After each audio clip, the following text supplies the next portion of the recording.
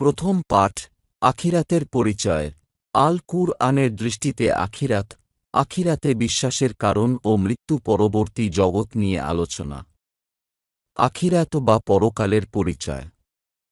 আল আখিরাত শব্দটি আরবি ভাষা হতে এসেছে, যার অর্থ হল পরকাল, পরবর্তী সময়, পরমুহূর্ত ইত্যাদি। অতএব আভিধানিক অর্থে আখিরাত হল কোনো পরবর্তী সময়।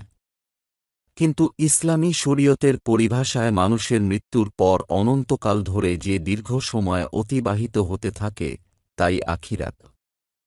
এই দীর্ঘ সময়ের মধ্যে কবর, পুনরুজ্জীবন, হাসর, হিসাব, পুলসিরাত, জান্নাত, জাহান্নাম ইত্যাদি শামিল থাকে। আল কুরআনের দৃষ্টিতে আখিরাতের গুরুত্ব।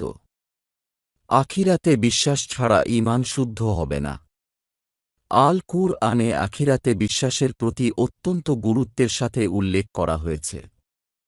যেমন, যারা আল্লাহ এবং আখিরাত দিবসের প্রতি ঈমান এনেছে ও সৎ কাজ করেছে, তাদের জন্য তাদের প্রতিপালকের কাছে প্রতিদান রয়েছে। তাদের কোনো ভয় নেই ও তারা দুঃখিত হবে না। সূরা আল বাকারা 62। অন্যত্র ইরশাদ হয়েছে, তোমরা তোমাদের চেহারা পূর্ব ও পশ্চিম দিকে ফিরাবে, ইহার মাঝে কোনো কল্যাণ নেই। বরং কল্যাণ হল ওই ব্যক্তির জন্য যে আল্লাহ, শেষ দিবস বা আখিরাত, ফেরেশতাগণ, কিতাব ও নবীগণের প্রতি বিশ্বাস রাখে। সূরা আল বাকারা 177। আরও বর্ণিত হয়েছে, হে মুমিনগণ!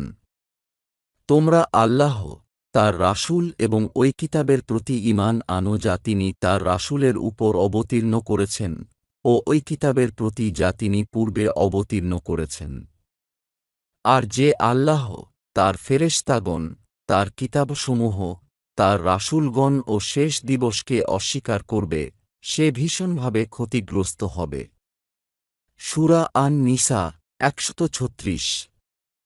এই আয়াতগুলোর প্রতি তাকালে দেখা যায় যে আল্লাহ আল কুরআনে দুইটি বিষয়কে বেশি গুরুত্ব দিয়েছেন, যথা 1. তাওহীদুল ইবাদত অর্থাৎ আল্লাহর দাসত্বের কথা ও 2. ঈমানুল আখিরাত অর্থাৎ পরকালের প্রতি বিশ্বাস। আল কুরআনের এমন একটি পৃষ্ঠা পাওয়া মুশকিল যেখানে কোনো না কোনোভাবে আখিরাতের আলোচনা আসেনি। বস্তুত মানুষের ঈমানী পদস্খলন ও বিভ্রান্তির প্রধানতম পথ দুইটি, যথা শিরক অর্থাৎ আল্লাহর সাথে অংশীদার করা ও আখিরাত বিমুখতা অর্থাৎ পরকালকে এড়িয়ে চলা। আল্লাহ তাআলা মানুষকে এই দুই ধরনের ভয়ঙ্কর বিপদ হতে রক্ষা করার জন্য এত গুরুত্বের সাথে এই দুইটি বিষয়কে উল্লেখ করেছেন।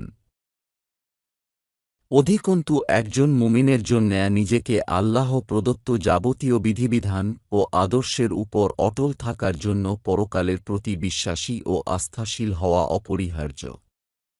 কারণ মৃত্যুর পর আরেকটি অনন্ত জীবন শুরু হবে ও সে জীবনের পুরস্কার বা তিরস্কার ইহ জীবনের কর্মকাণ্ডের উপরই নির্ভরশীল। এই আত্মবিশ্বাস মানুষকে ইহ জীবনের সঠিক ও সত্য পথের অনুসারী হতে সাহায্য করে এবং সৎ কাজে উদ্বুদ্ধ করে। আর তখনই মানব হৃদয়ে সত্যের প্রতি আনুগত্য ও অসত্যের প্রতি ঘৃণা জন্ম দেয়। ফলে সমাজ ও রাষ্ট্রীয় জীবন থেকে যত রকমের অন্যায় জুলুম আছে তা দূর হয়ে যায়। সর্বত্র আল্লাহর রহমত বিরাজ করে ও পরকালে মুক্তি মেলে। আখিরাতের প্রতি বিশ্বাসের কারণ। আখিরাতের প্রতি বিশ্বাসের কারণ হল মৃত্যুর পর কি ঘটবে সে সম্পর্কে আল কুরআনে ও নির্ভরযোগ্য আল হাদিসে যা বর্ণিত হয়েছে সন্দেহাতীতভাবে সেগুলোর প্রতি বিশ্বাস স্থাপন করা। যেমন কবরের প্রশ্ন, কবরের শান্তি, কবরের শাস্তি, কিয়ামতের আলামত, পুনরুজ্জীবন, হাসর, শেষ বিচার, আমলনামা প্রদান, মিজান বা আমলের পাল্লা, পুলসিরাত, শাফায়াত, হাউজে কাউসার, জান্নাত, জান্নাতের নিয়ামত, জাহান্নাম, জাহান্নামের শাস্তি, আল্লাহর দিদার ইত্যাদি। মৃত্যু পরবর্তী জগৎ। আখিরাতের জীবনকাল দুইটি ভাগে বিভক্ত, যথা 1. মৃত্যু হতে কিয়ামত পর্যন্ত ও 2. কিয়ামত হতে অনন্তকাল পর্যন্ত। প্রথম স্তর হল কবর জগৎ ও দ্বিতীয় স্তর হল চিরস্থায়ী জগৎ, যেখানে আর কোনো মৃত্যু নেই। মৃত্যু বা ইহ জীবন ত্যাগ করা।